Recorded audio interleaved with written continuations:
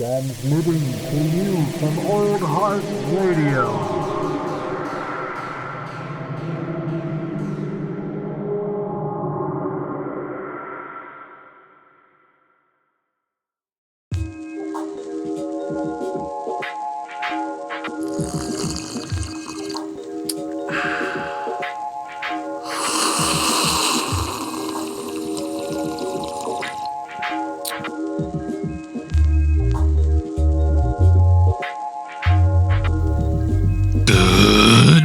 Ladies and gentlemen, that's right, this is another episode of Coffee and Contemplation. I happen to be your host, Old Heart.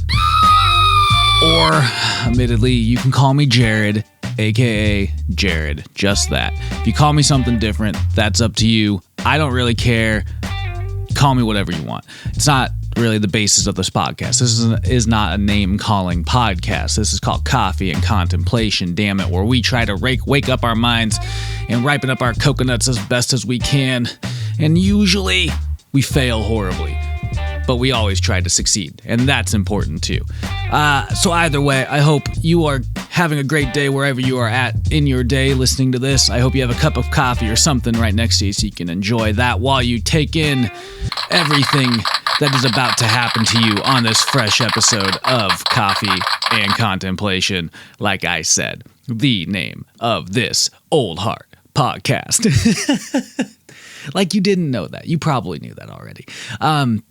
The subject of today's podcast, we're going to be contemplating one Jeffrey Epstein. So Jeffrey Epstein his name's been in the news all over the place, mainly for his apparent suicide, or his alleged suicide, excuse me. However, he was also really tied into some shady ass shit. Like, we're talking like kid diddling pedo kind of shit. All right. He had his own private island where he'd fly people to, and they'd have like, you know, frivolous good times with who knows what, and putting things who knows where, and, you know, touching things and eating things and whatever. Oh, God. I just gotta say this. Jeffrey Epstein, even though he's dead, sounds like a super fucking creep. I'm not sparing any, like, not every dead person deserves to be, like, memorialized, okay? Jeffrey Epstein definitely just deserves to be remembered as a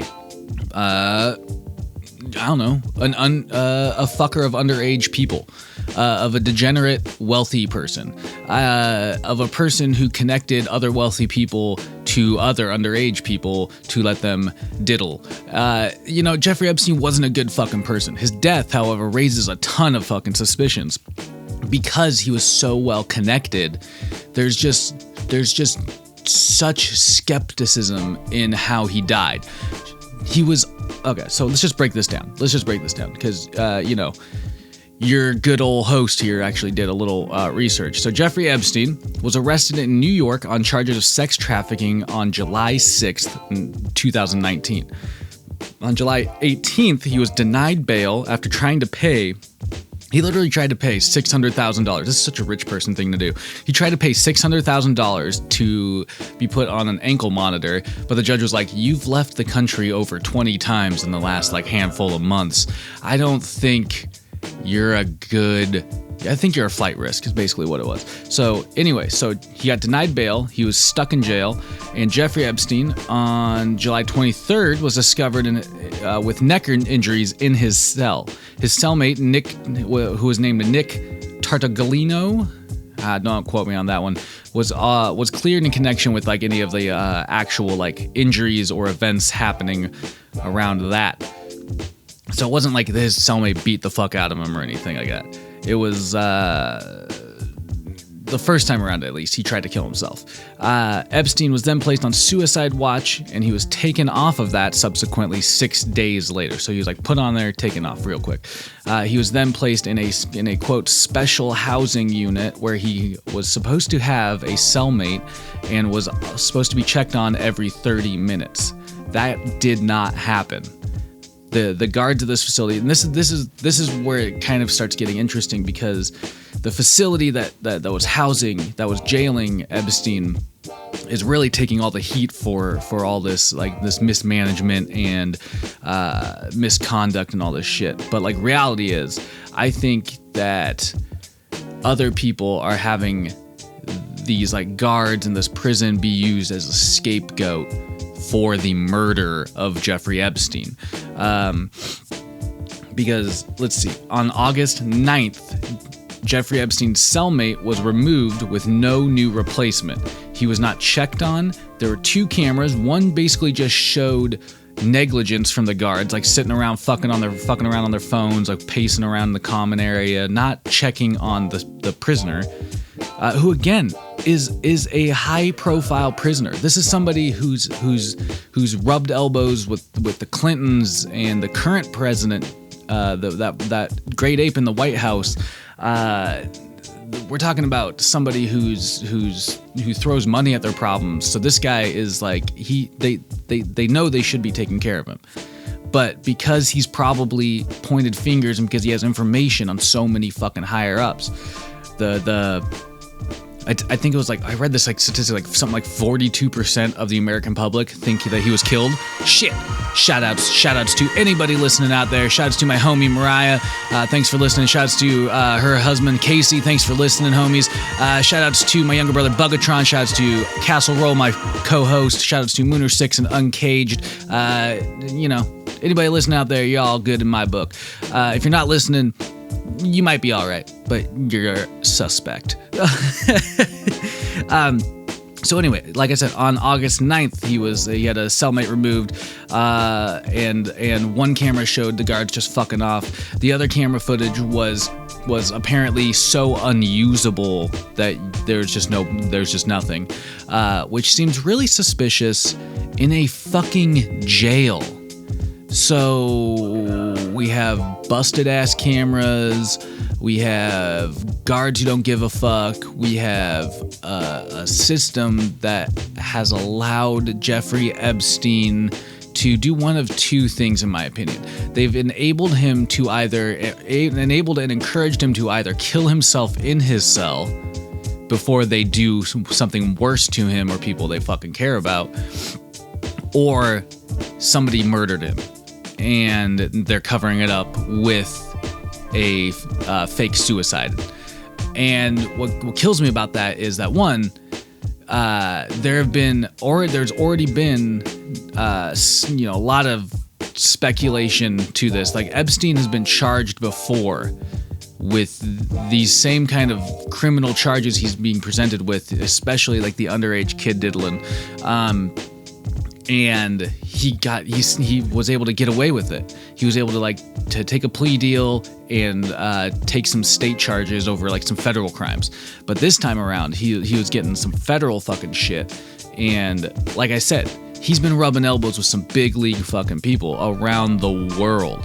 So obviously, I don't think like the president of the United States wants the FBI to randomly discover that he's been diddling 13-year-old girls. You know, like, I'm talking like shit like that. It's fucking dark. It's dark. So around 6:30 in the morning on on August 10th, Jeff Epstein was found in his cell in apparent cardiac arrest, unresponsive. His death was then called on like a little later in a hospital after they examined him. However, the weird thing was, before ABC News, which apparently broke the story of Jeffrey Epstein being dead, it was put onto 4chan about 38 minutes before that. And I don't float around 4chan. This is just something I've read about and I've heard and I've confirmed. But I don't fuck around 4chan. 4chan's dark, dude. 4chan is it's a place for people that want to watch the world burn. But apparently it broke on 4chan before ABC News announced that he had died, because, and this is alleged, but suppose everybody thinks one of the paramedics that was taking him to the hospital and had actually leaked it. So Subsequently, because of his death and all the questions around it and all the negligence around it, on August 11th, the New York City Chief Medical Examiner, Barbara Sampson, examined and conducted an autopsy. Examined his body and conducted an autopsy. Due to a request from the lawyers of Jeff Epstein, a pathologist, an outside pathologist, Michael Baden, was also sent to witness and observe this autopsy. Sampson claims it was a suicide.